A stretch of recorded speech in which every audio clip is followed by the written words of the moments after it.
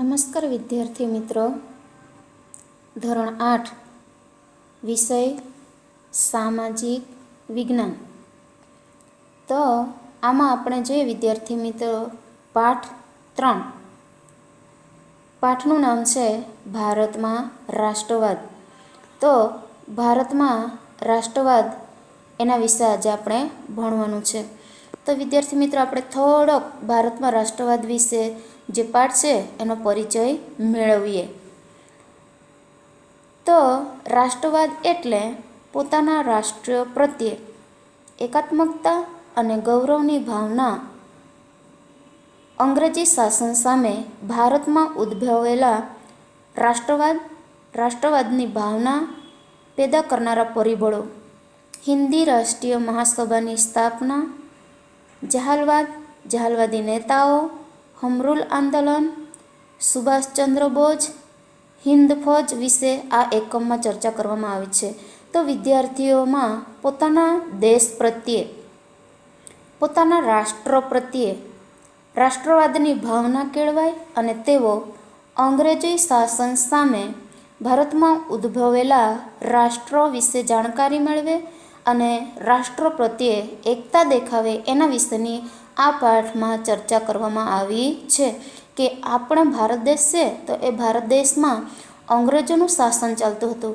તો અંગ્રેજોના શાસન સામે ટકી રહેવા માટે અને અંગ્રેજોએ જે સુધારા કરેલા તેનો લાભ આપણને કેવી રીતે મળ્યો અને ભારત પ્રત્યેની આર્થિક શાસનની નીતિઓ સમજીએ અને અંગ્રેજોની સામે બ્રિટિશ શાસન જે છે તેના સંપર્કને પરિણામે ભારતીયોના રાજકીય, સામાજિક, ધાર્મિક અને આર્થિક દૃષ્ટિકોણમાં કેવી રીતે ફેરફાર કરવા પડ્યા તેના વિશે આજે આપણે આ પાઠમાં ભણીશું. તો વિદ્યાર્થી મિત્રો આપણે પાઠ્યપુસ્તકમાં ધ્યાન આપીશું. પાઠ્યપુસ્તકમાં એક એક ફકરાને વાંચીશું અને એક એક ફકરાને આપણે સમજતા જઈશું. તો પાઠનું નામ છે ભારતમાં રાષ્ટ્રવાદ.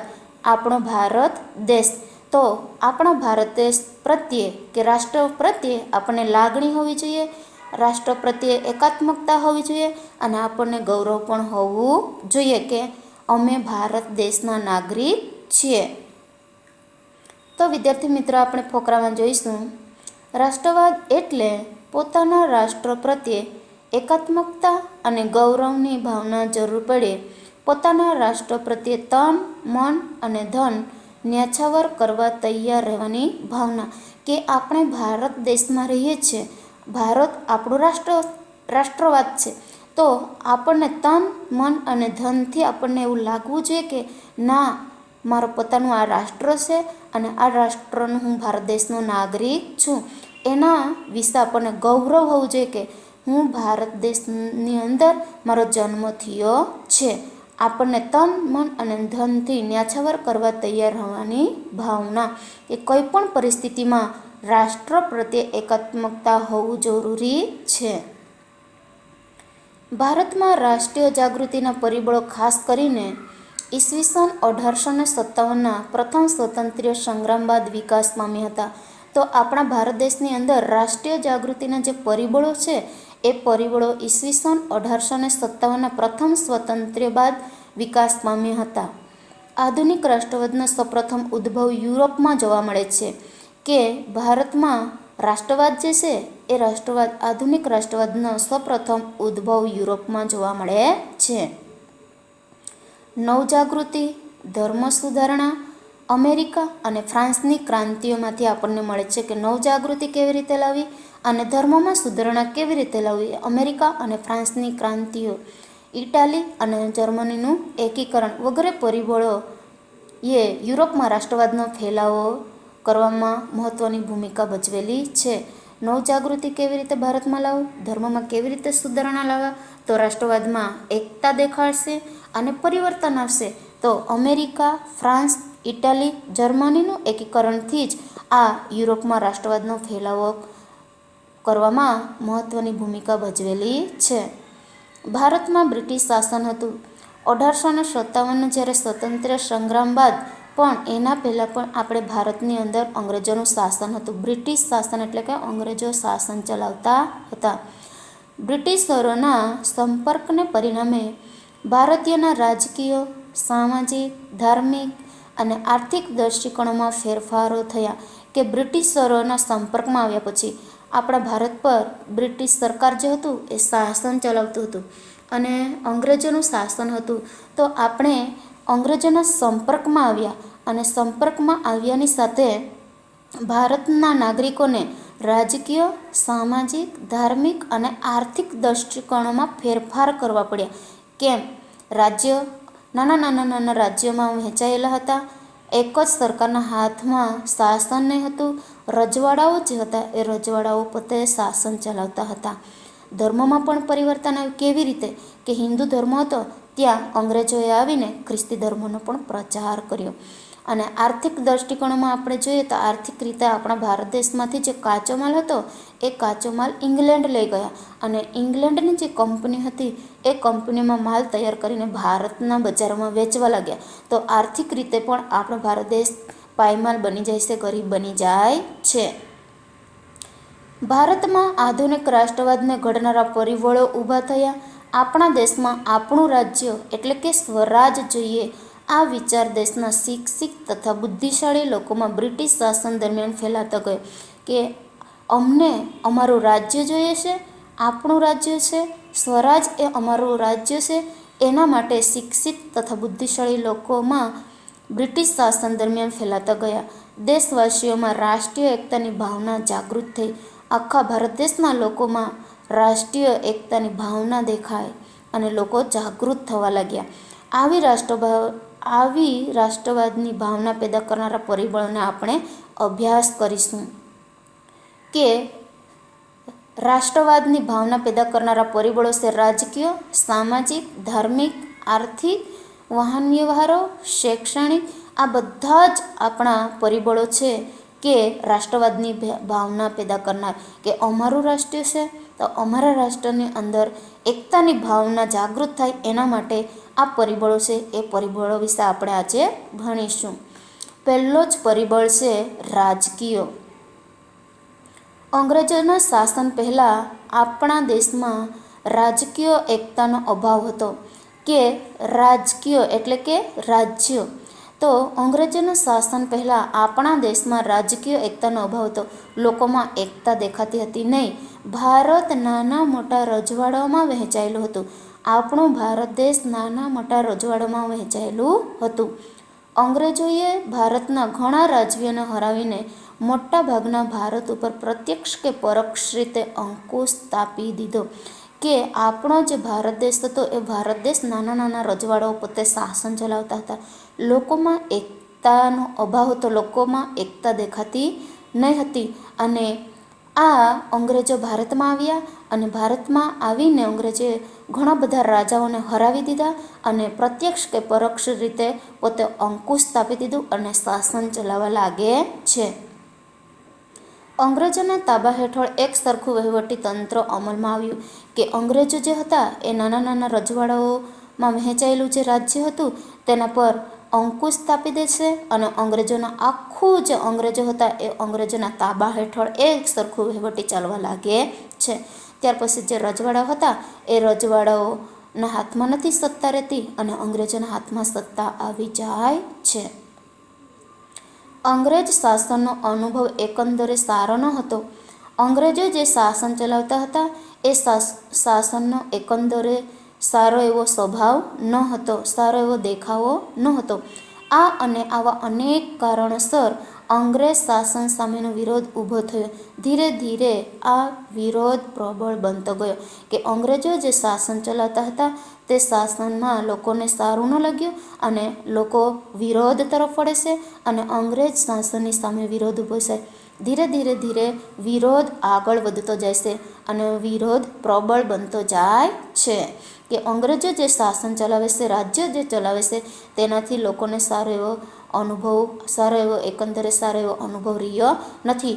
વિરોધ દેખાય છે, મતભેદ દેખાય છે અંગ્રેજ શાસન સામે. તેથી વિરોધ પ્રબળ બનતો જાય છે કે વિરોધ કરવા લાગે છે. ત્યાર પછી રાજકીય પરિબળ જોયું આપણે. ત્યાર પછી પોઈન્ટ 2 આર્થિક. અંગ્રેજોની આર્થિક નીતિએ ભારતને પાયમાલ કર્યું. કેવી રીતે? તો આપણે જોઈ ગયા કે આર્થિક પરિસ્થિતિ નબળી પડવા લાગી ભારત દેશની. કેમ? આપણો ભારત દેશ તો સમૃદ્ધ હતો. આપણો ભારત દેશ પાસે અનેક ચીજ વસ્તુ હતી, માલ સામાન હતું, સમૃદ્ધ દેશ હતો. પરંતુ અંગ્રેજોના શાસન પછી, અંગ્રેજોએ ભારત પર શાસન ચલાવવા લાગ્યા પછી આપણા ભારતની આર્થિક નીતિ પાયમાલ કર્યું. કેમ? ગરીબ બનવા લાગ્યું. અંગ્રેજો ભારતમાંથી કાચો માલ ઇંગ્લેન્ડ લઈ જતા અને ત્યાં ઉત્પાદિત કરેલો તૈયાર માલ ભારતના બજારોમાં વેચવા લાગ્યા. આપણે ત્યાં કાચો માલ મળતો હતો એ બધો જ માલ અંગ્રેજો ઇંગ્લેન્ડમાં લઈ ગયા અને ઇંગ્લેન્ડની કંપનીઓમાં ઉત્પાદન કરી એ માલ ભારતના બજારોમાં વેચાવા લાગ્યો. તો આપણે ભારતના જે કંપનીઓ ચાલતી હતી, ભારતની જે બજારની અંદર જે વસ્તુઓ વેચાતી હતી એ મોંઘી પડવા લાગી અને ઇંગ્લેન્ડમાં તૈયાર થયેલો જે માલ હતો એ સસ્તા ભાવે વેચાવા લાગ્યો. તો આર્થિક પરિસ્થિતિ પાયમાલ બની જાય છે અને ગરીબ બની જાય છે.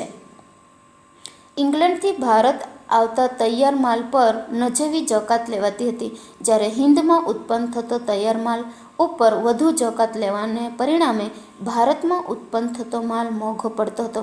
કે ઇંગ્લેન્ડથી જ્યારે માલ ભારતમાં આવતો ત્યારે નજીવી એવી જકાત લેવામાં આવતી. આપણે જોઈ શકીએ, જકાત કોને કહીએ? કે ટ્રક ભરીને માલ લઈ જતા હોય તેના પર જકાત લેવાતી હોય અને હિન્દમાં ઉત્પન્ન થતો માલ ઉપર વધુ જકાત લેવામાં આવતી. તો એવી રીતે જે માલ હતો એ માલ પર જકાત લેવાતી હતી. તો ભારતમાં ઉત્પન્ન થતો માલ ભારતમાં જ મોંઘો પડતો હતો, જ્યારે ઇંગ્લેન્ડમાં ઉત્પન્ન થતો માલ ભારતમાં સસ્તા ભાવે વેચી શકતા હતા.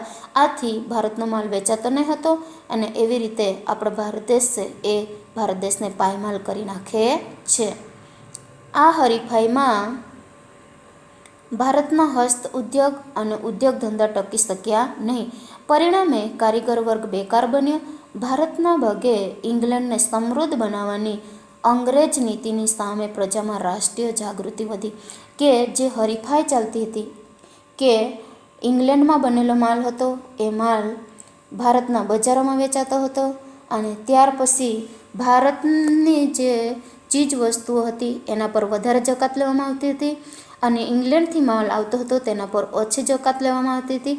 તેથી આ જે હરીફાઈ હતી, માલ વચ્ચે, કંપની વચ્ચે જે હરીફાઈ હતી તે હરીફાઈઓ વચ્ચે હસ્તઉદ્યોગ અને ગૃહ ઉદ્યોગો ટકી શક્યા નહીં. ઉદ્યોગ ધંધાઓ પડી ભાંગે છે. પરિણામે કારીગર વર્ગ બેકાર બની જાય છે. ભારતના ભોગે ઇંગ્લેન્ડને સમૃદ્ધ બનાવવાની અંગ્રેજ નીતિની સામે પ્રજામાં રાષ્ટ્રીય જાગૃતિ આવી. કે ભારતમાંથી માલ સામાન લઈ જઈને ઇંગ્લેન્ડને સમૃદ્ધ બનાવવાની આ અંગ્રેજો નીતિની સામે પ્રજામાં રાષ્ટ્રીય જાગૃતિ વધી છે કે ભારતમાંથી માલ સામાન લઈ જઈને ઇંગ્લેન્ડને સમૃદ્ધ બનાવે છે. ત્યાર પછી ત્રીજો પોઈન્ટ આવે છે વિદ્યાર્થી મિત્રો, વાહન અને સંદેશા વ્યવહાર. ભારતમાં અંગ્રેજો જ્યારે આવ્યા ત્યારે એક જગ્યાએથી બીજી જગ્યાએ જવા માટે વાહન વ્યવહારની પણ જરૂર પડી અને એક જગ્યાએથી બીજી જગ્યાએ સંદેશો પહોંચાડવા માટે તાર ટપાલ સંદેશા વ્યવહારની પણ જરૂર પડી. તો અંગ્રેજો ભારતમાં આવીને વાહન વ્યવહારની પણ શરૂઆત કરે છે અને સંદેશા વ્યવહારનો પણ શરૂઆત કરે છે. ભારતમાં રેલવે તથા તાર ટપાલ, જમીન તથા જળ વ્યવહારના માર્ગ લશ્કરી, આર્થિક તથા રાજકીય કારણોસર વિકસાવવામાં આવ્યા હતા. કે એક જગ્યાએથી બીજી જગ્યાએ જવા માટે અંગ્રેજોએ વાહન વ્યવહારની પણ શરૂઆત કરી, ટ્રેનની શરૂઆત કરી અને ત્યાર પછી તાર ટપાલની પણ શરૂઆત કરી. કે એક જગ્યાએથી બીજી જગ્યાએ સંદેશો પહોંચાડવા માટે ટપાલની પણ શરૂઆત કરી અને જમીન માર્ગે પણ વાહન વ્યવહારની શરૂઆત કરી. પહેલાંના જમાનામાં આપણે જોઈએ તો જળ વ્યવહાર એટલે કે સમુદ્ર વાટે અંગ્રેજો આવતા અને માલ સામાન લઈ જતા. પણ એવી જ રીતે જળ વ્યવહારના માર્ગો લશ્કરી, આર્થિક તથા રાજકીય કારણોસર વિકસાવવામાં આવ્યા. કે ટ્રેનની પણ જરૂર પડી, તાર ટપાલની પણ જરૂર પડી. એના માટે રાજકીય કારણોસર આ વિકાસ કરવામાં આવે છે. છતાંય તેનાથી દેશના લોકોને લાભ થયો કે જે વાહન વ્યવહારની શરૂઆત કરી, સંદેશા વ્યવહારની શરૂઆત કરી, તેનાથી લોકોને લાભ થયો કારણ કે ભારતના લોકો પણ આનો ઉપયોગ કરવા લાગે છે. આ સાધનોનો ઝડપી વિકાસથી વિશાળ દેશના માનવી એકબીજાની નજીક આવવા લાગ્યા. કે આ સાધનોથી ઝડપી વિકાસ થવા લાગે છે.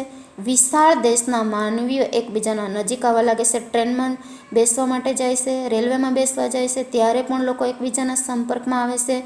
સંદેશા વ્યવહારની અંદર પણ લોકો એકબીજાની સંપર્કમાં આવે છે. તો ઝડપી વિકાસ થવા લાગે છે અને માનવી એકબીજાની સામે આવવા લાગે છે, નજીક આવવા લાગે છે.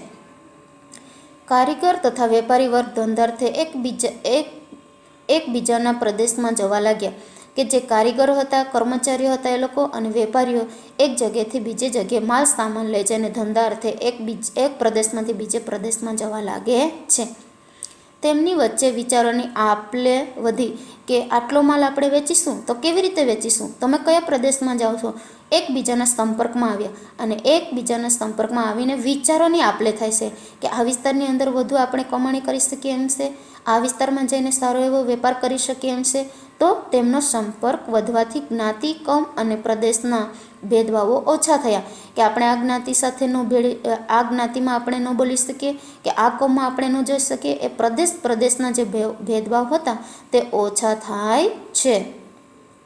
રાષ્ટ્રીય નેતાઓ તેમના વિચારો તથા યોજનાઓ પ્રજાના તમામ વર્ગોમાં ફેલાવી શક્યા.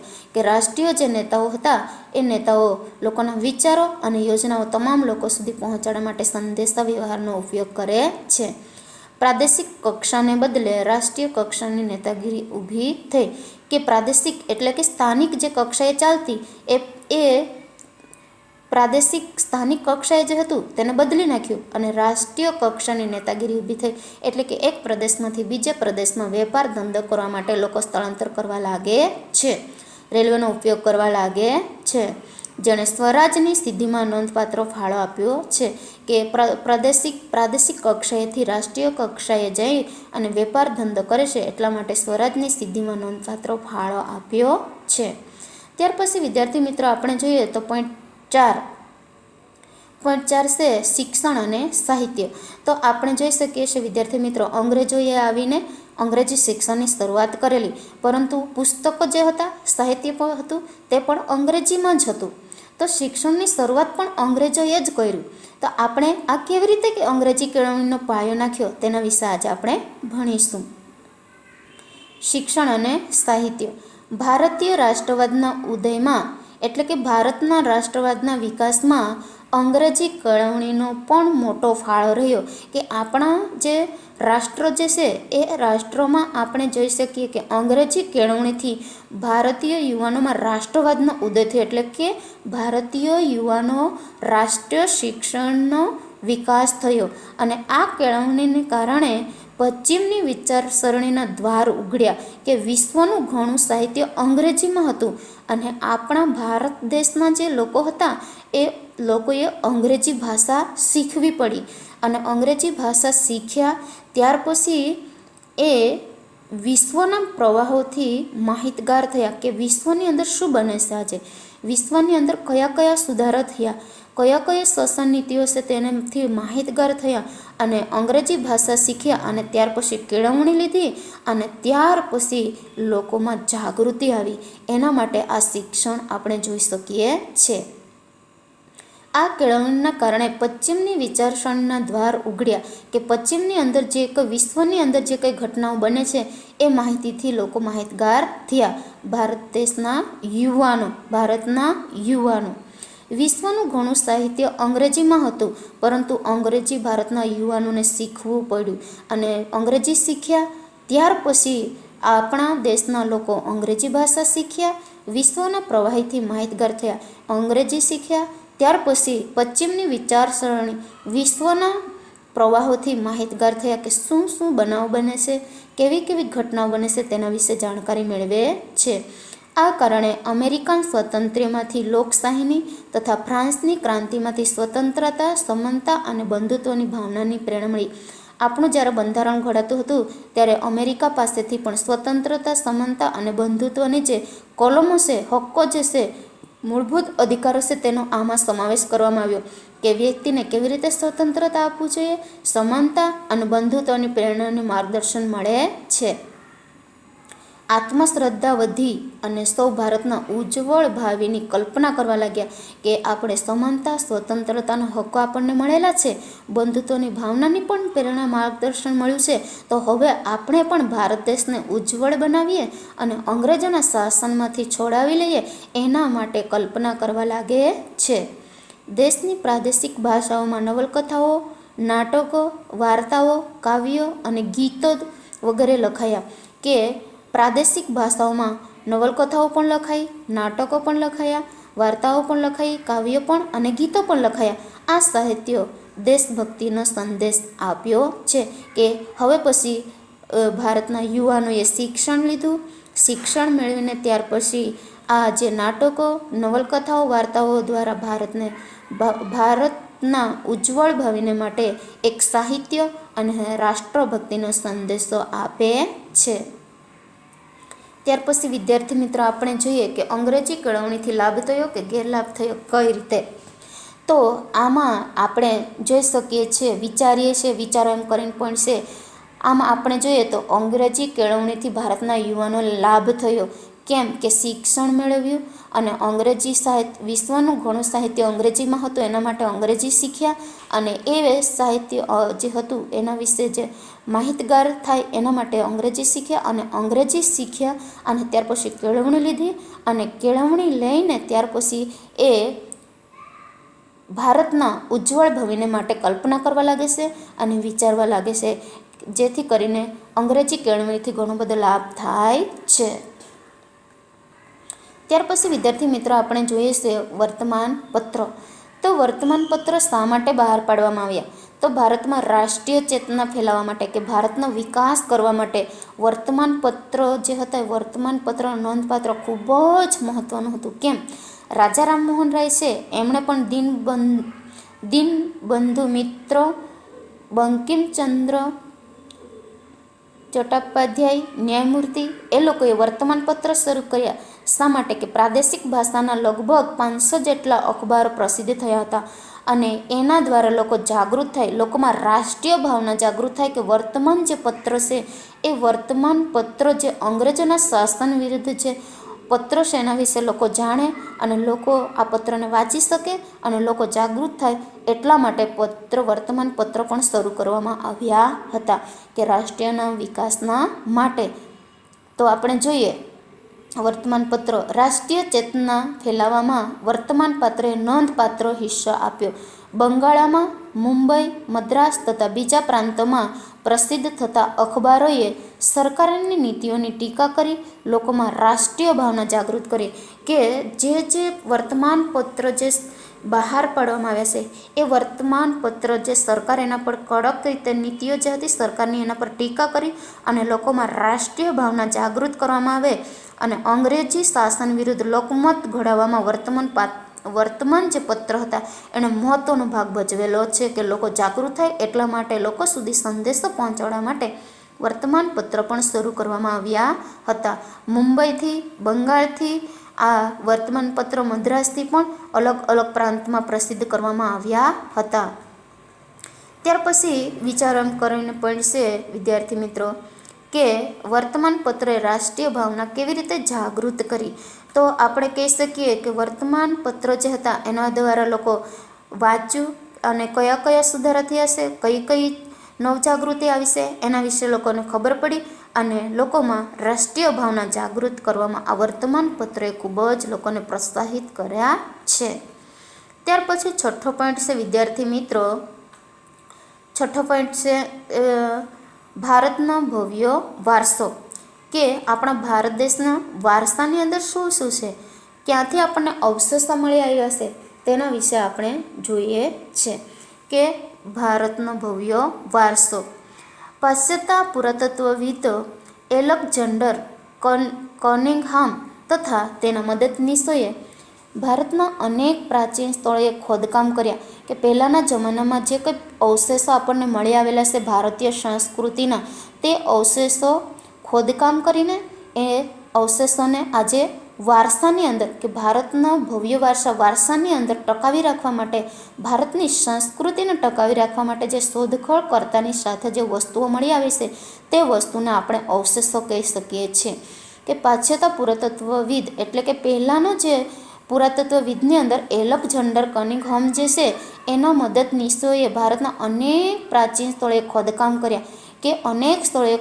કર્યા અને ખોદકામ કરતાની સાથે જે વસ્તુઓ મળી આવી છે એ વસ્તુને અવશેષો તરીકે વારસામાં મૂક્યા છે. ભારતીય સંસ્કૃતિની ગૌરવ ગાથાના અનેક અવશેષો શોધી કાઢ્યા કે ભારતની જે ગૌરવ એટલે કે જે જૂના જમાનાની જે વસ્તુઓ હતી તે ગૌરવ કથાના અનેક અવશેષો શોધી કાઢ્યા. ભગવાનલાલ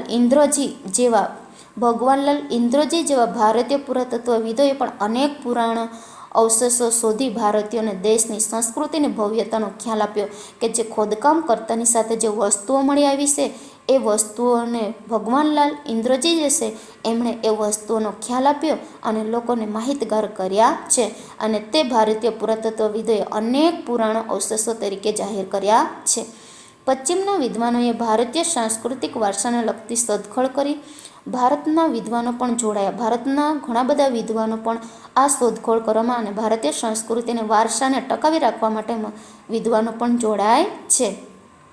પુસ્તકો પણ લખાયા કે જે સાંસ્કૃતિક વારસાની શોધખોળ કરતાની સાથે જે વસ્તુઓ મળી આવી છે તેના વિશે પુસ્તકો પણ લખાય છે. ગૌરવપૂર્ણ સાહિત્ય અને સંશોધનની દેશવાસીઓની રાષ્ટ્રીય અસ્મિતા જાગૃત થઈ કે અમને ગૌરવ છે કે અમને સાહિત્ય મળી રહ્યું અને સંશોધન દ્વારા દેશવાસીઓને રાષ્ટ્રીય અસ્મિતા જાગૃત થાય કે અમને ભારતનો વારસો ભવ્ય વારસો અમે ટકાવી રાખીશું, સંસ્કૃતિને ટકાવી રાખીશું, એના માટે એ લોકો જાગૃત થાય છે. ત્યાર પછી વિદ્યાર્થી મિત્રો આપણે જઈએ આટલું જાણો કે પહેલાંના સમયની અંદર શું શું મળી આવ્યું હતું, ક્યાંથી આપણને શું મળેલું, કયા પુરાણોમાંથી શું લીધું છે તેના વિશે આજે આપણે જાણીએ. આટલું જાણો એમ કરીને પોઈન્ટ છે તમારી ચોપડીમાં જોઈએ આપણે. પાશ્ચાત્ય વિદ્વાનો મેક્સ મુલર, વિલ્સન, ફર્ગ્યુસન અને બુહલર ફ્લીટ તથા ભારતીય વિદ્વાનો રાજેન્દ્રલાલ મિત્ર, રામકૃષ્ણ ગો ભાંડરકર, હરિપ્રસાદ શાસ્ત્રી વગેરેના લખાણોએ ભારતના વેદો, ઉપનિષદો, રામાયણો, મહાભારત, ગીતા, સ્મૃતિ પુરાણો વગેરેનું મહત્ત્વ લોકોને સમજાવ્યું કે ઉપનિષદમાંથી શું લેવામાં આવ્યું છે, વેદોમાંથી શું આપણને મળે છે, રામાયણ, મહાભારત, ગીતા, સ્મૃતિ પુરાણોમાંથી આપણને જે અવશેષો મળ્યા છે ભારતનો વારસો ટકાવી રાખવા માટે તેની માહિતી આ ગ્રંથોમાંથી આપણને મળે છે. ત્યાર પછી વિદ્યાર્થી મિત્રો આપણે જોઈએ પોઈન્ટ છે હિન્દી રાષ્ટ્રીય મહાસભા, ઇન્ડિયન નેશનલ કોંગ્રેસની સ્થાપના કે હિન્દી રાષ્ટ્રીય મહાસભા જે છે એ હિન્દી રાષ્ટ્રીય મહાસભા શા માટે બોલાવવામાં આવી. ઇન્ડિયન નેશનલ કોંગ્રેસની સ્થાપના, કોંગ્રેસની સરકારને બોલાવવામાં આવે છે કેવી રીતે તે આપણે જોઈએ. હિન્દી રાષ્ટ્રીય મહાસભાની સ્થાપનામાં ઉપરના પરિબળો તથા કેટલીક પ્રાદેશિક સંસ્થાઓને પણ ફાળો હતો. આ સંસ્થાઓએ હિન્દી મહાસભાની સ્થાપનાની ભૂમિકા તૈયાર કરી. તો આપણે જોઈ શકીએ છીએ આપણી ચોપડીની અંદર કે પ્રથમ બેઠક બોલાવવામાં આવે છે અને એ બેઠક જ્યારે બોલાવવામાં આવે છે ત્યારે બેઠકો ક્યાં સૌપ્રથમ બેઠકો બોલાવી છે, સભાઓ ભરાવી છે તે આપણે અહીં જોઈ શકીએ છીએ. આટલું જાણો એમ કરીને પોઈન્ટ છે તમારી ચોપડીમાં જુઓ કઈ સંસ્થાઓ ખોલી છે, આ સંસ્થાના પ્રમુખ તરીકે કોણ હતું અને શું કામ કરતી હતી સંસ્થાઓ તે જોઈએ. હિન્દી રાષ્ટ્રીય મહાસભા અગાઉના પ્રાદેશિક સંગઠનો Bengal British Indian society Kolkata, Bombay association મુંબઈમાં, મદ્રાસ નેટિવ સભા ચેન્નઈ, મદ્રાસ સાર્વજનિક સભા પુણે, ઇન્ડિયન એસોસિએશન કોલકાતા, આ સંસ્થાઓ દ્વારા અને આ ઇન્ડિયન સોસાયટી કે આપણે જોઈએ તો ઇન્ડિયન નેશનલ કોંગ્રેસની સ્થાપના કે ભારતના ભવ્ય વર્ષો છે તેને ટકાવી રાખવા માટે બેઠકો બોલાવવામાં આવે છે. ત્યાર પછી આ જે છે હુમ એ અંગ્રેજ અધિકારી છે. આપણે પાઠ્યપુસ્તકમાં ચિત્ર જોઈએ છે હુમ એનું આખું નામ છે સર એલન એક્ટિવિયન હુમ. તો આ અંગ્રેજ અધિકારી છે પરંતુ એ નિવૃત્ત થઈ જાય છે, નિવૃત્તિ લઈ લે છે અંગ્રેજ અધિકારી હોવા છતાં પણ ભારતના લોકોને જાગૃત કરે છે અને ભારતના લોકોને એમ કહે છે કે અંગ્રેજો જે શાસન ચલાવે છે એ એકંદરે સારી નથી, કારણ કે ધીમે ધીમે અંગ્રેજો આપણા ભારત દેશને પાયમાલ કરી નાખ્યો છે. તો એ આમાંથી ફટાફટ અંગ્રેજોના હાથમાં સત્તા આપી દેવા માટે આ અંગ્રેજ સરકાર અંગ્રેજ અધિકારી જે હતો એ નિવૃત્ત થઈ ગયો છે, પરંતુ આપણા ભારતના લોકોને માર્ગદર્શન અને બંધારણીય માર્ગે સંસ્થા સ્થાપવાના વિચારોને એ માર્ગદર્શન આપે છે. કોણ? સર એલન એક્ટિવિયન. તો આપણે જોઈશું વિદ્યાર્થી મિત્રો, ફકરાને વાંચીશું અને સમજીશું. સર એલન એક્ટિવિયન હુમ નામના નિવૃત્ત અંગ્રેજ અધિકારીને ખાતરી થઈ ચૂકી હતી કે બ્રિટિશ સામ્રાજ્ય ઉપરથી દેખાય એટલું સલામત નથી, કે એ પણ અંગ્રેજ અધિકારી છે, છતાં પણ એને બધો જ અનુભવ મળી ગયો કે અંગ્રેજોએ જે સામ્રાજ્ય સ્થાપ્યું છે, જે સત્તા સ્થાપી છે, એ ઉપરથી દેખાય છે બહુ સરસ, પણ એ આપણને સલામત લાગતું નથી, એટલું સલામત લાગતું નથી. કેમ? અંગ્રેજી શિક્ષણ માટે પણ ફરજ પાડે છે અને ખ્રિસ્તી ધર્મનો પણ પ્રચાર કરે છે અને વધુને વધુ માલ સામાન ઇંગ્લેન્ડ લઈ જાય છે. એટલા માટે એમ લાગે છે સારું, ઉપરથી દેખાવો સારો, પણ એટલું સલામત નથી. તેઓ માનતા કે જનતામાં ફેલાયેલ અસંતોષને ઘટાડવામાં નહીં આવે, કે લોકોમાં અસંતોષ કેમ આવી ગયો. અંગ્રેજો ભારતમાં આવ્યા અને અંગ્રેજી શિક્ષણની શરૂઆત કરી, રેલવેની શરૂઆત કરી, તાર ટપાલની શરૂઆત કરી, તો લોકોમાં અસંતોષ ઊભો થયો કે અમને તો અંગ્રેજી આવડતું નથી, તો અમે અંગ્રેજોની સામે કેવી રીતે બોલી શકીશું. અને એવું પણ આગ્રાની અંદર ફરમાન બહાર પાડવામાં આવેલું કે અંગ્રેજો જ્યાં આપણને સામે મળે ત્યાં સલામ ભરવી, સલામ ન ભરે તો સજા કરે, દંડ કરે. તો લોકોમાં અસંતોષ ઊભો થવા લાગ્યો. તો નિવૃત્ત અધિકારી જે છે સર એલન એક્ટિવિયન, એ એમ કહે છે કે જનતાની અંદર, એટલે કે લોકોમાં જે અસંતોષ જે પેદા થયો છે તે ઘટાડવામાં ન આવે તો સ્વતંત્ર સંગ્રામ ફરીથી ચાલુ થઈ જશે, કે લડાઈ શરૂ થઈ જશે. 1857ના સ્વતંત્ર સંગ્રામ જેવી ઘટના ફરીથી પણ બનશે. આ જન આક્રોશ રોકવા તેમણે બંધારણીય સંસ્થા સ્થાપવાનું વિચાર્યું. તત્કાલિક વાઇસરોય ડફરીનને સમજાવ્યા કે સર એલન એક્ટિવિયન જે છે એમણે તત્કાલિક બંધારણીય રસ્તો અપનાવવા માટે, બંધારણીય સંસ્થાઓ સ્થાપવા માટે જે વાઇસરોય હતો, જે રાજા તરીકે હતો, ડફરીનને સમજાવ્યો. નિવૃત્ત અધિકારીના વિચારને વાઇસરોયનો પણ ટેકો મળ્યો અને ભારતમાં બંધારણીય સંસ્થા સ્થાપવા માટે જે નિવૃત્ત અધિકારી છે સર એલન એક્ટિવિયન, એણે આ ભારતને પણ ટેકો આપે છે. ત્યાર પછી વિદ્યાર્થી મિત્રો આગળના ફકરામાં જોઈએ આપણે. હુમના પ્રયત્નથી ડિસેમ્બર 1885માં હિન્દી રાષ્ટ્રીય મહાસભાની સ્થાપના કરવામાં આવી, કે પ્રથમ સભા બોલાવવામાં આવી અને એ સભા ડિસેમ્બર 1885માં રાષ્ટ્રીય મહાસભા તરીકે સ્થાપવામાં આવી. મુંબઈની ગોકુળદાસ તેજપાલ સંસ્કૃત પાઠશાળામાં આ સભા બોલાવવામાં આવે છે. 28 ડિસેમ્બર 1885ના રોજ વ્યોમેશચંદ્ર બેનર્જીના પ્રમુખપદે તેનું પ્રથમ અધિવેશન મળ્યું. તેમાં ભારતના જુદા જુદા પ્રદેશોમાંથી 72 પ્રતિનિધિઓએ હાજરી આપી. પ્રથમ હિન્દી રાષ્ટ્રીય મહાસભા બોલાવવામાં આવી અને એ મુંબઈની અંદર ગોકુળદાસ તેજપાલ સંસ્કૃત પાઠશાળા છે, સ્કૂલ છે, ત્યાં આ મિટિંગ બોલાવવામાં આવી અને આ મિટિંગની અંદર વ્યોમેશચંદ્ર બેનર્જી જે છે એ વ્યોમેશચંદ્ર બેનર્જી પ્રમુખ પદે છે અને એ ભાષણ આપવાના છે અને જુદા 72 પ્રતિનિધિઓએ ત્યાં હાજરી આપી હતી. જુદા જુદા પ્રદેશોમાંથી 72 પ્રતિનિધિઓએ ત્યાં હાજરી આપી હતી. તેમાં દાદાભાઈ નવરોજી, ગોપાલકૃષ્ણ ગોખલે, ફિરોજ શાહ મહેતા, બરુદદ્દીન તયાબજી, કે.ટી.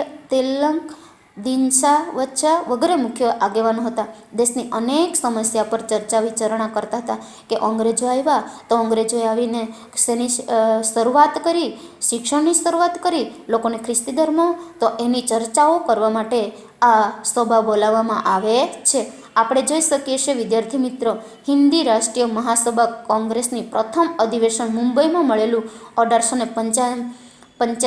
તે આ 72 પ્રતિનિધિઓ અલગ અલગ પ્રદેશમાંથી આવ્યા છે તે આપણને દેખાય છે, આપણે જોઈ શકીએ છીએ. ત્યાર પછી વિદ્યાર્થી મિત્રો પ્રથમ હિન્દી રાષ્ટ્રીય મહાસભા કોંગ્રેસ, પ્રથમ હિન્દી રાષ્ટ્રીય મહાસભા મુંબઈમાં 1885માં. ત્યાર પછી બીજું અધિવેશન કોલકાતામાં મળેલું. એના પ્રમુખ હતા દાદાભાઈ નવરોજી. કઈ સાલમાં? 1886માં. અને સભ્યો કેટલા હતા? 432. ત્રીજું અધિવેશન મદ્રાસમાં, અને ત્યાર પછી પ્રમુખ છે બરુદ્દીન તયાબજી, અને વર્ષ 1887, અને સભ્યો 607. તો વિદ્યાર્થી મિત્રો, આપણે 3 અધિવેશનો, પ્રથમ, બીજું અને 3 અધિવેશનો બોલાવેલા કે દેશની અંદર જે સમસ્યાઓ છે એ સમસ્યાનું નિરાકરણ લાવવા માટે, લોકોમાં અસંતોષ છે એ અસંતોષને દૂર કરવા માટે, ચર્ચા વિચારણા કરવા માટે આ 3 અધિવેશનો ભરાય છે. ત્યાર પછી વિદ્યાર્થી મિત્રો, આપણે આગળ જઈએ કે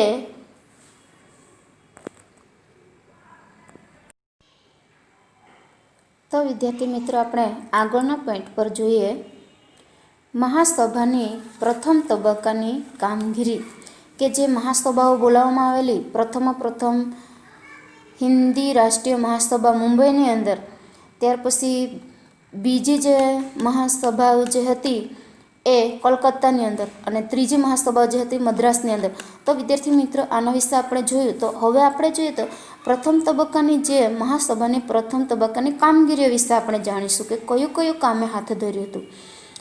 1885 અને 1905 સુધીમાં કયું કામગીરીઓ, સરકાર પાસે કયું કામગીરીઓ કરાવવાની છે તેના વિશેની ચર્ચા કરી છે. તેના વિશે આજે આપણે ભણીશું. મહાસભાની પ્રથમ તબક્કાની કામગીરી બંધારણીય હતી, કારણ કે મહાસભાની પ્રથમ તબક્કાની કામગીરીઓ બંધારણીય હતી કે બંધારણને ધ્યાનમાં રાખીને કામ કરવાનું છે.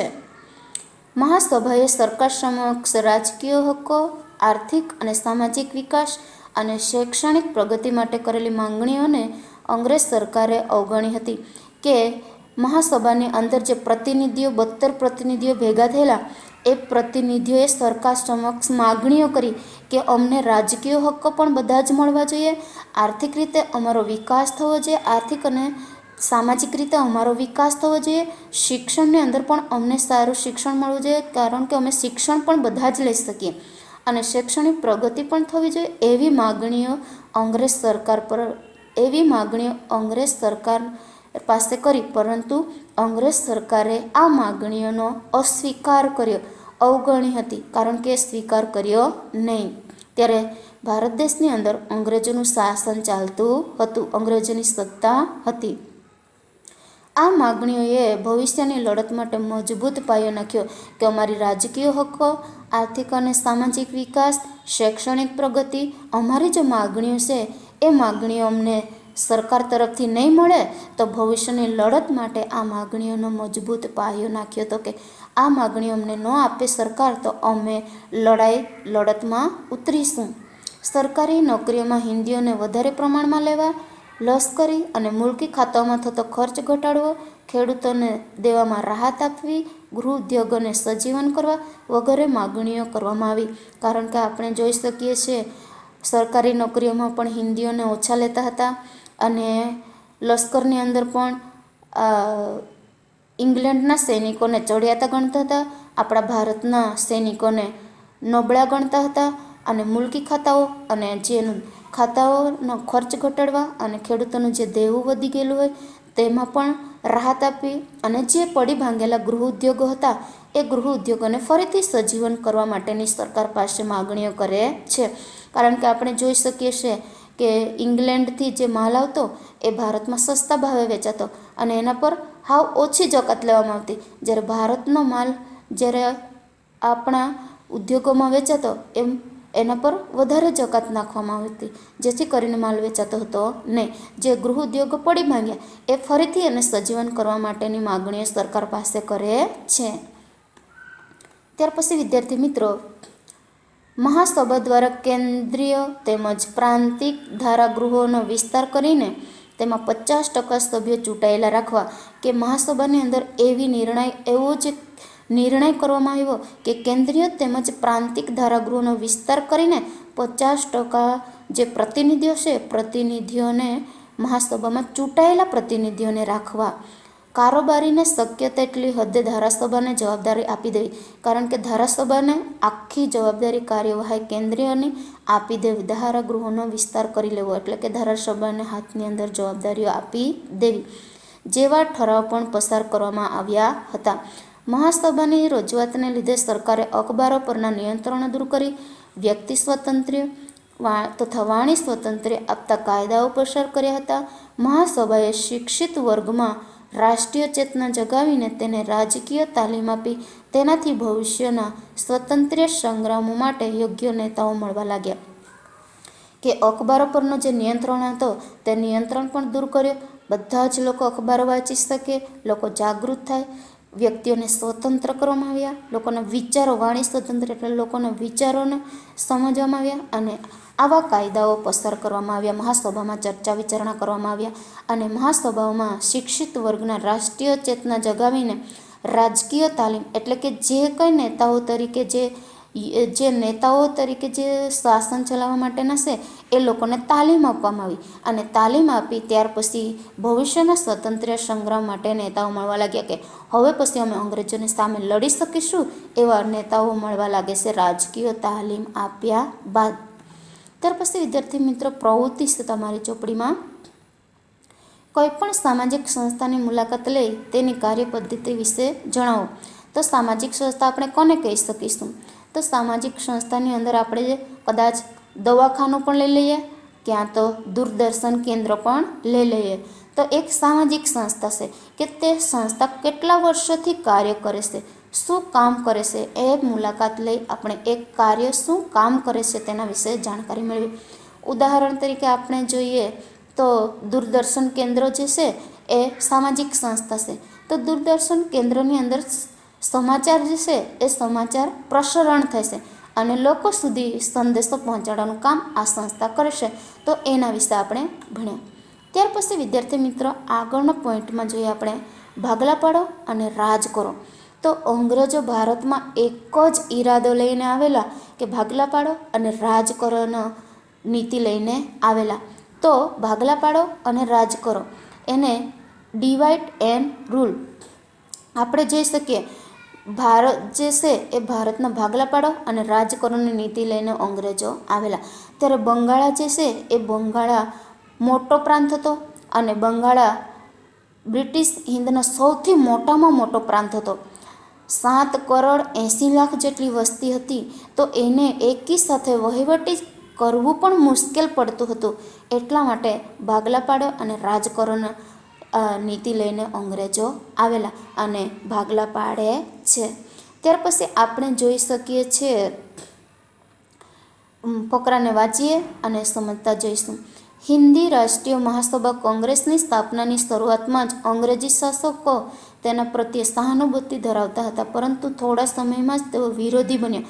કે હિન્દી રાષ્ટ્રીય મહાસભામાં કોંગ્રેસની સ્થાપનાની શરૂઆતમાં જ અંગ્રેજ શાસકો એટલે કે અંગ્રેજ શાસન ચલાવનારા શાસકો પ્રત્યે સહાનુભૂતિ ધરાવતા થોડા સમયમાં તેઓ વિરોધી બની ગયા અને કોંગ્રેસના અધિવેશનમાં શરૂમાં સરકારી અધિકારીઓ હાજર રહેતા હતા. પાછળથી સરકારે તેમને કોંગ્રેસના અધિવેશનમાં હાજરી આપવા પર પ્રતિબંધ મૂક્યો. ગવર્નર જનરલ કર્જને રાષ્ટ્રીયતા વિરોધી કેટલાક પગલાં ભર્યા અને ભારતના લોકમતની અવગણના કરી તેણે ભાગલા પાડો અને રાજ કરોની નીતિ અપનાવી. ત્યાર પછી જે સભાઓ ભરાતી તેમાં પહેલાં તો અંગ્રેજ અધિકારીઓ હાજરી આપતા હતા, પરંતુ પાછળથી સરકારે એવો આદેશ ફરમાવ્યો અધિવેશન કે કોઈ પણ અધિવેશન ભરાય ત્યાં અંગ્રેજોએ હાજર રહેવું નહીં. પાછળથી સરકારે તેમને કોંગ્રેસના અધિવેશનમાં હાજરી આપવા પર પ્રતિબંધ મૂક્યો કે તમારે કોઈ પણ અધિવેશનમાં હાજરી આપવી નહીં. ત્યાર પછી આ જે ભાગલા પાડનાર હતો ગવર્નર જનરલ કરઝન, એણે ભાગલા પાડ્યા, બંગાળાના ભાગલા પાડ્યા. બંગાળા મોટામાં મોટો પ્રદેશ હતો અને ઘણી બધી વસ્તી ત્યાં હતી. 7,80,00,000ની વસ્તી હતી અને બંગાળાનું એકી સાથે વહીવટી ચલાવી શકવાનું મુશ્કેલ પડતું હતું. એટલા માટે બંગાળાના ભાગલા પાડે છે અને ભાગલા પાડો અને રાજ કરોની નીતિ અપનાવે છે. બંગાળાનું ઈસવીસન 1905માં વાઇસરોય કરઝને વિભાજન કર્યું. ઈસવીસન 1905માં ગવર્નર કરઝન જે છે સરકાર તરીકે જે છે એણે બંગાળાના ભાગલા પાડ્યા, વિભાજન કર્યું. ત્યાર પછી વિદ્યાર્થી મિત્રો આપણે જોઈએ બંગાળાના ભાગલા 1905માં. તો બંગાળાના ભાગલા પાડનાર viceroy Curzon, governor general Curzon. બંગાળા British હિંદનો સૌથી મોટો પ્રાંત હતો. તેમાં બિહાર, અને ઓરિસ્સાના કેટલાક પ્રદેશોનો સમાવેશ થતો હતો. તેની વસ્તી 7,80,00,000થી વધુ હતી. આટલા મોટા પ્રાંતનો વહીવટ કરવાનું મુશ્કેલ હોવાથી તેનું વિભાજન કરવું જરૂરી હતું. કે આટલા મોટા પ્રાંતને ચલાવવું સરકારને ઘણું જ મુશ્કેલ પડતું હતું. એટલા માટે ભાગલા પાડવામાં આવે છે, વિભાજન કરવામાં આવે છે. આમ છતાં તે પ્રાંતમાંથી બિહાર અને ઓરિસ્સાના પ્રદેશો અલગ કરવાને બદલે મુસ્લિમ બહુમતીવાળા પૂર્વ બંગાળને તેમાંથી અલગ કરવામાં આવે. તો બિહાર અને ઓરિસ્સાને અલગ કરવાની જગ્યાએ અલગ કરવાના હતા, પરંતુ બિહાર અને ઓરિસ્સાના પ્રદેશને અલગ કરવાને બદલે મુસ્લિમ બહુમતીવાળા પૂર્વ બંગાળને તેમાંથી અલગ કરવામાં આવે. મુસ્લિમ તો કોમવાદ જોવા મળે છે.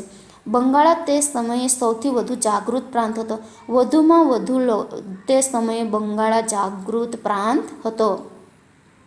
વાઇસરોય કરઝને મુસ્લિમ બહુમતીને અલગ કરી હિન્દુ મુસ્લિમ વચ્ચે કોમવાદ ઊભું કર્યું.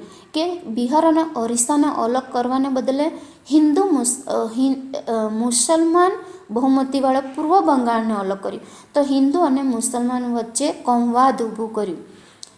રાજકીય જાગૃતિને નબળી પાડવા માંગતા હતા. કે રાજ્યની અંદર જ્યાં એકતા હતી, જાગૃતિ હતી, તે જાગૃતિને નબળી પાડવા માંગતા હતા. રાષ્ટ્રીય નેતાઓ અને લોકો સરકારનો ઈરાદો સમજી ગયા અને તેઓએ આ યોજનાનો ઉગ્ર વિરોધ કર્યો. કે રાજકીય જે નેતાઓ હતા એ નેતાઓને ખબર પડવા લાગી કે હવે ધીમે ધીમે આ અંગ્રેજો આપણી જે રાજકીય નીતિ છે, જાગૃતિ જે છે તેને દૂર કરવા માંગે છે.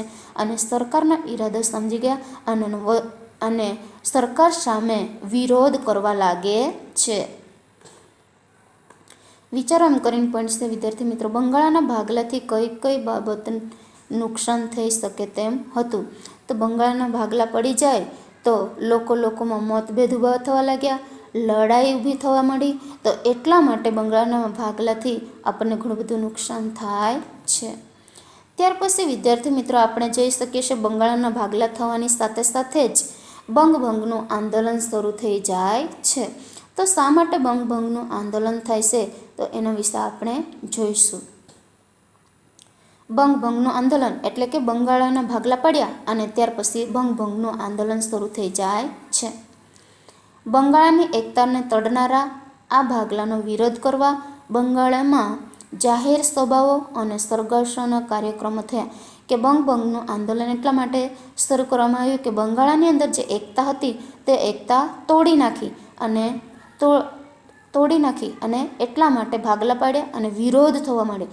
એટલા માટે બંગાળમાં સરઘસો, જાહેર સભાઓનો કાર્યક્રમો યોજવામાં આવ્યું. કાર્યક્રમો શરૂ થયા. અસંખ્ય પત્રિકાઓ વહેંચાઈ. આ આંદોલનમાં બંકિમચંદ્ર ચટ્ટોપાધ્યાયની આનંદમઠ નવલકથાનું વંદે માતરમ ગીત લડાઈનો નારો બની ગયું. આખા દેશમાં રાષ્ટ્રીય ભાવનાનું અભૂતપૂર્વ મોજું ફરી વળ્યું. કે બંગાળના ભાગલાની એકતા જે હતી, એકતાને તડનારા આ ભાગલાનો વિરોધ કર્યો અને આ ભાગલાનો વિરોધ કરતાની સાથે સરઘસો અને જાહેર સભાઓ ભરાવી. આવા કાર્યક્રમો દ્વારા પત્રિકાઓ વહેંચાઈ અને આંદોલન જે હતું એ આંદોલનની અંદર બંકિમચંદ્ર ચટ્ટોપાધ્યાય જે હતો એ પ્રમુખ સ્થાને હતો અને આનંદમઠ નવલકથામાંથી વંદે માતરમ ગીત હતું એ વંદે માતરમ ગીત લડાઈનો નારો બની જાય છે. આખા દેશમાં રાષ્ટ્રીય ભાવનાનું અભૂત મોજું ફરી વળે છે. દુઃખનું વાતાવરણ ફેલાઈ જાય છે.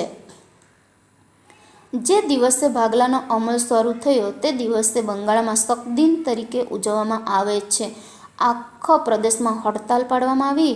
રવિન્દ્રનાથ ટાગોરના સૂચનથી તે દિવસને એકતા દિન તરીકે પણ ઉજવવામાં. આખા ભારત દેશની અંદર જે દિવસે બંગાળના ભાગલા થયા તે દિવસે શકદિન એટલે કે દુઃખનો દિવસ તરીકે ઉજવવામાં આવ્યો અને આખા પ્રદેશની અંદર હડતાલ પાડવામાં આવી. રવિન્દ્રનાથ ઠાકુરના સૂચનથી તે દિવસને એકતા દિન તરીકે ઉજવવામાં આવે છે. હડતાલ પાડતા હોય તો બધા જ લોકો હડતાલની અંદર ભાગીદાર બનતા હોય છે, એટલા માટે એકતા દિવસ તરીકે ઉજવવામાં આવે છે. ત્યાર પછીનો પોઈન્ટ છે સ્વદેશી આંદોલન. સ્વદેશી એટલે કે પોતાના દેશની અંદર આંદોલન કેવી રીતે ચલાવવું એના વિશે સ્વદેશી આંદોલન. બંગભંગની લડતને ઉગ્ર અને વ્યાપક બનાવવાનું નક્કી થયું, કે બંગભંગનું જે લડત હતું એને ઉગ્ર અને વ્યાપક બનાવવાનું નક્કી કર્યું, વધુને વધુ આંદોલનને મજબૂત બનાવવા. આ ચળવળનું મુખ્ય 3 લક્ષણ હતા. વધુને વધુ આ બંગાળના ભાગલા પાડેલા એ ભાગલાની સામે લડવા માટે મુખ્ય 3 લક્ષણો હતા. 1. સ્વદેશી માલનો વેપાર કરવો, વિદેશી માલનો બહિષ્કાર કરવો, રાષ્ટ્રીય શિક્ષણ લેવું. સ્વદેશી એટલે કે પોતાના જે ઉદ્યોગો છે એ ઉદ્યોગોમાં બનતો માલનો જ વેપાર કરવો, અને જે વિદેશથી માલ આવે છે કે ઇંગ્લેન્ડમાં જે આપણે ત્યાંથી ભારતમાંથી કાચો માલ લઈ જતા અને ઇંગ્લેન્ડમાં તૈયાર કરતા અને ઇંગ્લેન્ડનો માલ આપણા ભારતમાં આવીને વેચતા, તો એ વિદેશી માલનો બહિષ્કાર કરો, કે વિદેશી માલનો ઉપયોગ કરવો નહીં. રાષ્ટ્રીય શિક્ષણ લેવું, કે આપણે ત્યાં જ શાળાઓ ખોલવી અને શાળાઓ ખોલીને આપણે ત્યાં જ શિક્ષણ લેવું. આ ઉદ્દેશોને હાંસલ કરવા બંગાળના લોકોએ વ્યાપક લડત ચલાવી. એક લડત સમિતિની રચના કરવામાં આવી. તેમાં સુરેન્દ્રનાથ બેનર્જી, બિપિન ચંદ્રપાલ અને અરવિંદ ઘોષ જેવા કોંગ્રેસના આગળ પડતા નેતાઓ હતા. કોંગ્રેસના આ 3 નેતાઓએ આ બંગાળના ભાગલા જે પાડેલા એ બંગાળના ભાગલાને રદ કરવામાં લડત સમિતિની રચના કરી, અને આ ઉદ્દેશોને હાંસલ કરવા માટે બંગાળના લોકોએ વ્યાપક લડત એટલે કે લડતને આગળ વધાવે છે.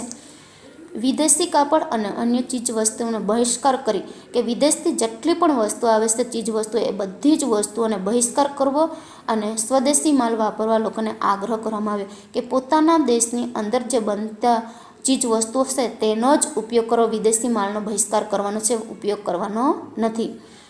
સ્વદેશી માલના ફાયદા સમજાવવામાં આવ્યા. વર્તમાનપત્રના લખાણો, સરઘસો, જાહેર સભાઓ અને લોકગીતો દ્વારા સ્વદેશીનો પ્રચાર કરવામાં આવ્યો, કે પોતાના દેશમાં બનતા જે વસ્તુઓ હતી ચીજ વસ્તુઓ એના ફાયદાઓ સમજાવવામાં આવ્યા. વર્તમાનપત્ર, લખાણો, સરઘસો, જાહેર સભાઓ અને લોકગીતો દ્વારા લોકોને પ્રચાર કરવામાં આવ્યો કે સ્વદેશી માલનો જ આપણે ઉપયોગ કરવાનો છે. સ્વદેશી માલ બનાવનારા કારખાના શરૂ કરવામાં આવ્યા. પોતાના દેશમાં ઉદ્યોગો ખોલવામાં આવ્યા અને સ્વદેશી માલ બનાવનારા કારખાના શરૂ કરવામાં આવે છે, ઉદ્યોગો શરૂ કરવામાં આવે છે. ઇંગ્લેન્ડથી આયાત થતા કાપડ, મીઠું, ખાંડ, બૂટ, સિગારેટ, તમાકુ વગેરેની આયાતો ઘટી અને ભારતમાં બનેલા કાપડ અને અન્ય ચીજ વસ્તુઓનું વેચાણ વધ્યું. સ્વદેશી ચળવળ બંગાળા ઉપરાંત હિંદના અન્ય પ્રાંતમાં પણ ફેલાઈ ગઈ. ત્યાર પછી લોકોને આગ્રહ કરવામાં આવ્યો કે આપણે આ વિદેશની જે ચીજ વસ્તુઓ છે તેનો બહિષ્કાર કરવાનો છે, અને સ્વદેશી આપણા પોતાના દેશમાં બનતા જે ચીજ વસ્તુઓ છે તેનો જ ઉપયોગ કરવાનો છે, અને એનું વેચાણ વધ્યું, ઉદ્યોગો પણ સારા ચાલવા લાગ્યા, અને સ્વદેશી ચળવળ બંગાળા ઉપરાંત આખા હિંદની અંદર આ ફેલાવા લાગે છે. ત્યાર પછી વિદ્યાર્થી મિત્રો આપણે જોઈએ પ્રવૃત્તિ છે. ધારો કે તમે ઈસવીસન 1905ના સમયના વિદ્યાર્થીઓ છો.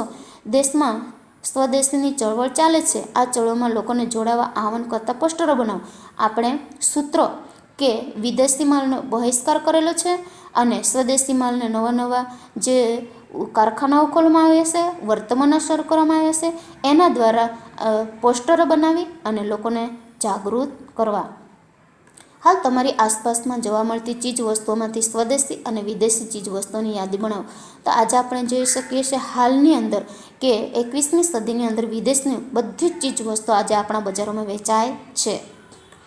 ત્યાર પછીનો પોઈન્ટ છે વિદ્યાર્થી મિત્રો રાષ્ટ્રીય શિક્ષણ.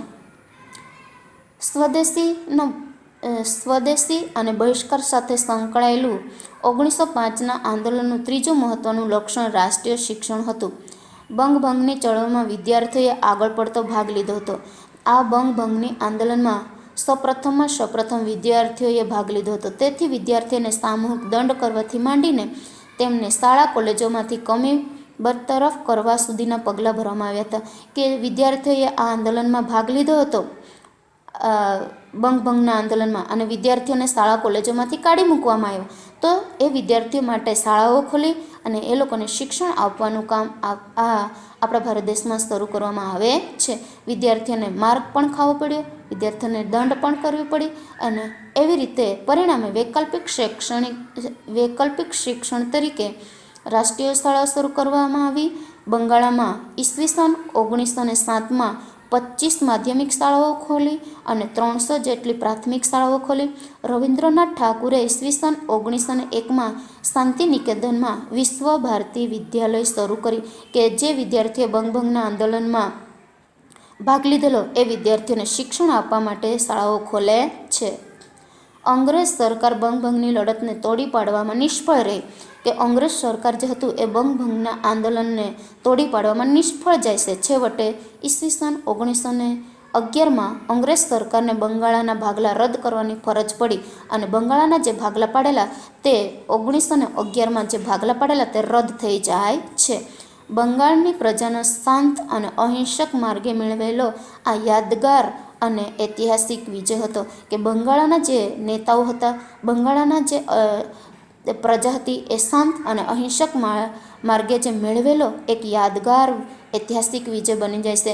અને અંગ્રેજો જે હતા એ અંગ્રેજ સરકાર આ જે બંગભંગની લડતને તોડી પાડવામાં નિષ્ફળ જાય છે અને બંગાળના ભાગલા 1911માં રદ કરવામાં આવે છે.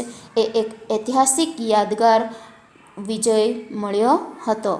ત્યાર પછી વિદ્યાર્થી મિત્ર આપણે આગળ જોઈએ આગળના પોઈન્ટની અંદર કે આટલું જાણો.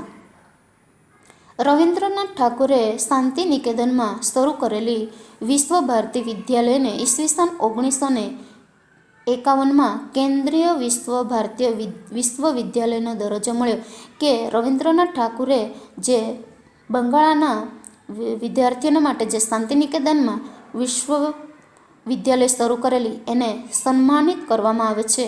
એને વિશ્વ ભારતી વિદ્યાલય તરીકે જાહેર કરવામાં આવે છે અને વિશ્વવિદ્યાલયનો દરજ્જો આપવામાં આવે છે. જ્યાં વિદ્યાર્થીઓને સ્વાવલંબી અને જીવન વ્યવહારના પાઠો શીખવવામાં આવતા કે વિદ્યાર્થી પોતાના પગ પર કેવી રીતે ઊભા રહેવું, સ્વાવલંબી કેવું બનવું, જીવનની અંદર કેવા વ્યવહાર રાખવા તેના વિશેનું શિક્ષણ આપવામાં આવતું હતું. ત્યાર પછી વિદ્યાર્થી મિત્રો આપણે આગળ જઈએ તો જાહલવાદી નેતાઓ અને માવળવાદી નેતાઓ. તો આ નેતાઓ કેવી રીતે સમાનતા, લોકશાહી, સ્વતંત્રતાના વિચારો પ્રજા સુધી પહોંચાડવા અને કેવા કામગીરી કરવી તે નેતાઓના વિચારોને આપણે ભણીશું. જાહલવાદીનો ઉદય. ચોપડીમાં જોઈએ જાહલવાદીનો ઉદય. દાદાભાઈ નૌરોજી, સુરેન્દ્રનાથ બેનર્જી, ગોપાલકૃષ્ણ ગોખલે, ફિરોઝ શાહ મહેતા વગેરે નેતાઓએ બંધારણીય માર્ગ રાજકીય હક્કો મેળવવા પ્રયત્નો કર્યા હતા. તેઓ તેમના સમયમાં પ્રમાણે માવળ નરમ વલણ અપનાવ્યું હતું. જે આ નેતાઓ દેખાય છે આપણને દાદાભાઈ નૌરોજી, સુરેન્દ્રનાથ બેનર્જી, ગોપાલકૃષ્ણ ગોખલે એ લોકોએ તે સમયની અંદર બંધારણીય જે રાજકીય હક્કો હતા તે મેળવવા માટે નરમ વલણ અપનાવ્યું કે આપણે શાંતિમય રીતે આપણે આપણા રાજકીય હક્કો મેળવીશું અને આપણો ઉદય થશે એવી રીતે માવળવાદી નેતા તરીકે ઓળખાયા.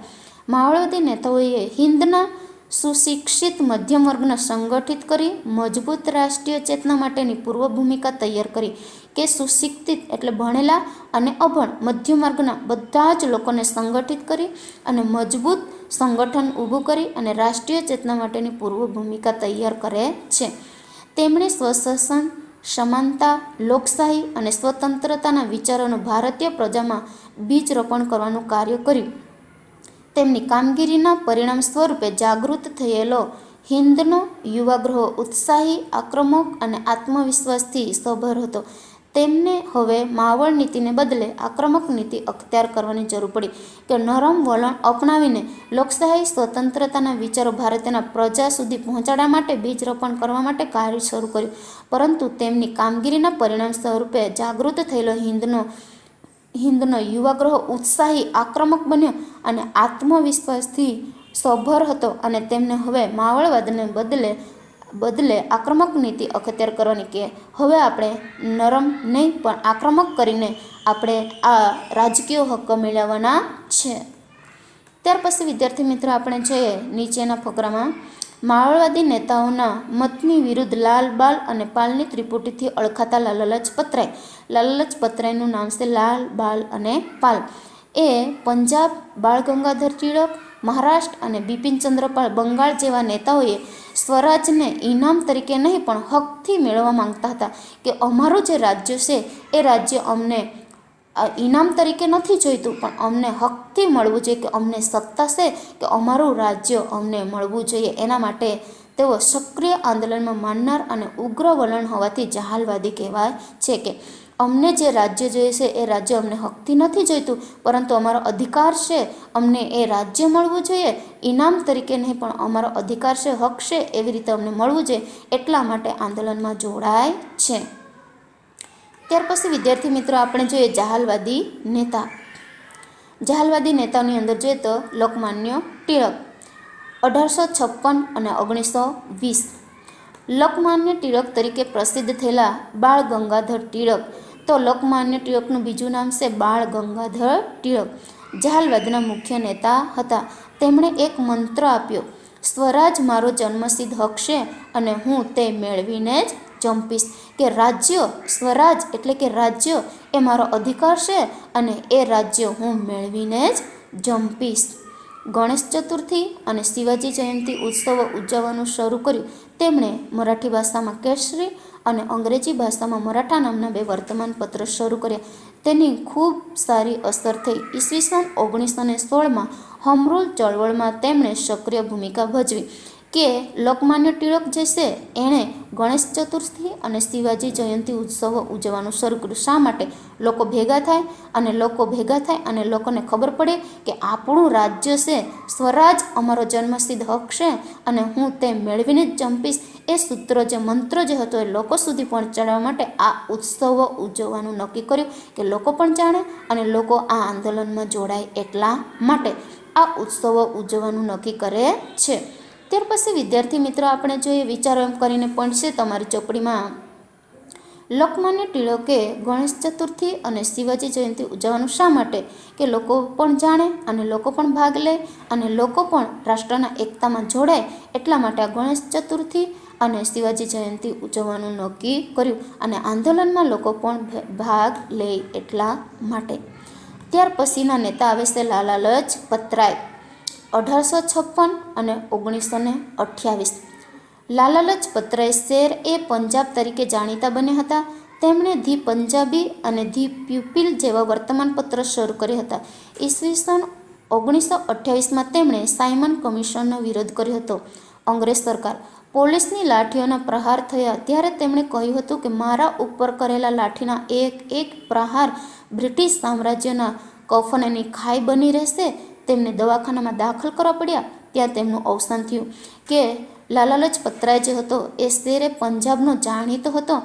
તેમણે ધી પંજાબી અને ધી પ્યુપિલ જેવા વર્તમાનપત્ર શરૂ કર્યા અને 1928માં તેમણે સાયમન કમિશનનો વિરોધ કર્યો, અંગ્રેજ સરકારનો વિરોધ કર્યો. અને આ જે લાલા લજપતરાય છે એમને પોલીસની લાઠીઓના પ્રહાર થયા, લાકડીથી માર પડ્યો. કે પોલીસ જે હતી અંગ્રેજ સરકાર એણે માર માર્યો અને તેમણે કહ્યું કે મારા ઉપર જે એક એક લાકડીનો પ્રહાર જે છે એ બ્રિટિશ સામ્રાજ્યનું કફનની ખાઈ બની રહેશે. એટલે કે મારા શરીર પર જે લાકડીઓનો માર પડ્યો છે તે એક ખાઈ બની રહેશે. અને પોલીસ જે હતી અંગ્રેજ સરકાર એ આ લાલા લજપતરાય હતો એ મારીને એને આખા શરીર પર લાકડીઓનો પ્રહાર બની જાય છે, ખાઈ બની જાય છે આખું શરીર. અને દવાખાનાની અંદર એને દાખલ કરવા પડ્યા અને ત્યાં જ લાલા લજપતરાયનું અવસાન થઈ જાય છે. તો વિદ્યાર્થી મિત્રો જુઓ, આ લડાઈની અંદર, આ આંદોલનોની અંદર કેટલા બધા નેતાઓએ દુઃખ સહન કર્યું અને પોતે અવસાન પામે છે. ત્યાર પછી આવે છે બિપિનચંદ્ર પાલ. લાલ બાલ પાલની ત્રિપુટી એટલે બિપિનચંદ્ર પાલ 1858-1932.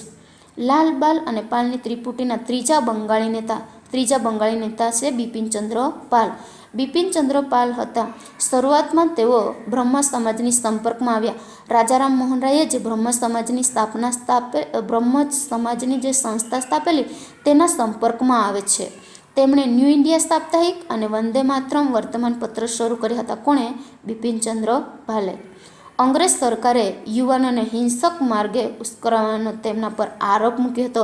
કે અંગ્રેજ સરકારના જે યુવાનો હતા એ યુવાનોને સરકારે કીધું કે આપણે હિંસક માર્ગ અપનાવીએ અને એવા યુવાનોને ઉશ્કેર્યા કે તેમણે આરોપ મૂક્યો કે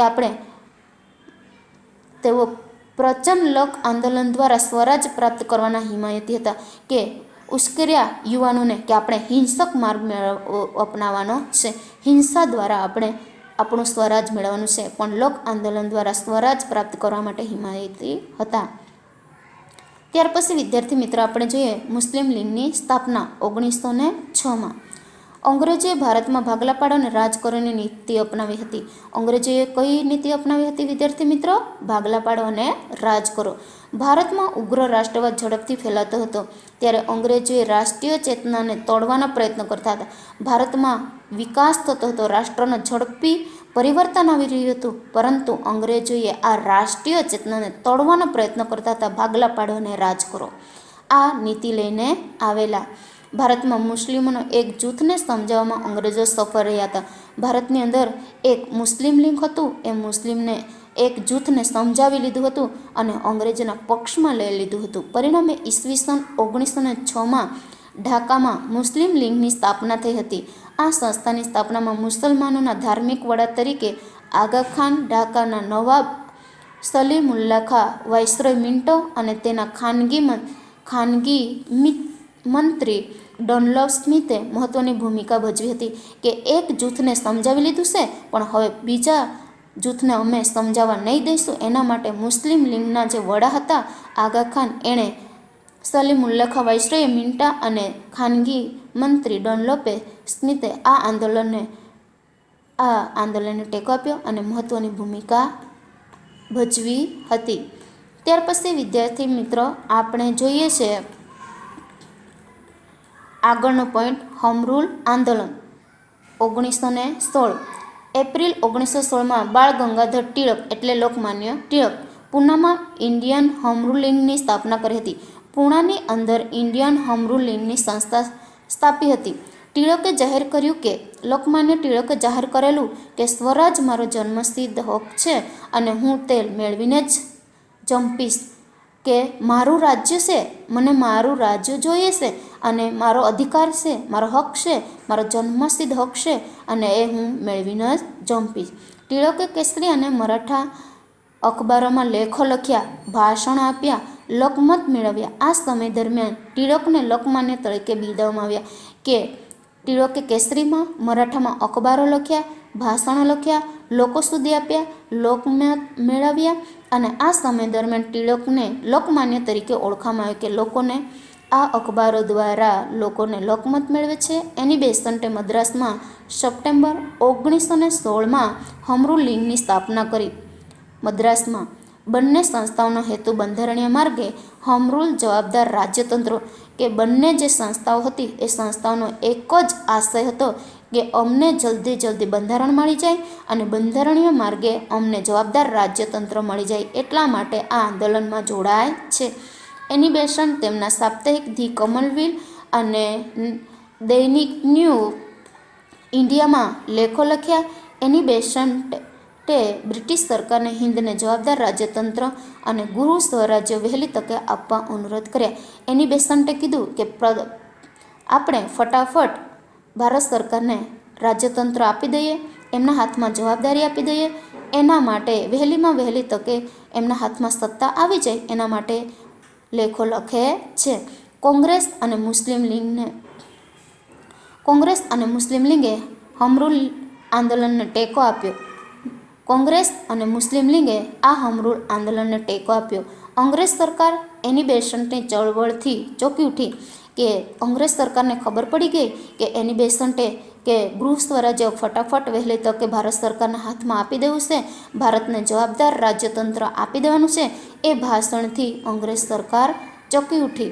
મદ્રાસ સરકારે એની બેસન્ટની ધરપકડ કરી તેમને ઉટકામંડમાં નજરકેદ રાખવામાં આવ્યા. કે અંગ્રેજ સરકારને ખબર પડી ગઈ કે એની બેસન્ટે આ જાહેરાત કરી, ત્યાર પછી મદ્રાસ સરકારે એની બેસન્ટની ધરપકડ કરી લીધી અને ઉટકામંડમાં નજરકેદ કે જેલની અંદર પૂર્યા. એની બેસન્ટને મુક્ત કરાવવા દેશમાં સભાઓ, સરઘસો દ્વારા ઠેર ઠેર વિરોધ વ્યક્ત કરવામાં આવ્યો. છેવટે અંગ્રેજ સરકારને તેમને છોડી દેવાની ફરજ પડી અને એની બેસન્ટને કેદની અંદર, નજરકેદની અંદર, ઉટકામંડની અંદર જેલમાં લઈ જાય છે અને ત્યાં એને પૂરી દીધા. પણ લોકો શાંત નહીં બેસી રહ્યા. લોકોએ સભાઓ ભરાવી, સરઘસો કર્યા, ઠેર ઠેર વિરોધ કર્યો અને અંગ્રેજ સરકારને એની બેસન્ટને છોડી દેવા માટે ફરજ પાડવામાં આવે છે અને છેવટે એની બેસન્ટને છોડી દેવામાં આવે છે. આટલું જાણો એમ કરીને પણ છે વિદ્યાર્થી મિત્રો, એની બેસન્ટને ડિસેમ્બર 1917માં કલકત્તા મુકામે ભરાયેલ કોંગ્રેસના અધિવેશનમાં પ્રથમ મહિલા પ્રમુખ તરીકે પસંદ કરવામાં આવ્યા. એની બેસન્ટને છોડી દેવામાં આવે છે અને ત્યાર પછી એની બેસન્ટને એક અખિલ ભારત જે કલકત્તા મુકામે ભરાયેલ જે કોંગ્રેસનું અધિવેશન હતું એ કોંગ્રેસના અધિવેશનમાં પ્રથમ મહિલા પ્રમુખ તરીકે પસંદ કરવામાં આવે છે અને એની બેસન્ટ છે એ મહિલા છે. તો વિદ્યાર્થી મિત્રો, આપણે આ વિડીયો અહીં સુધી જોઈશું.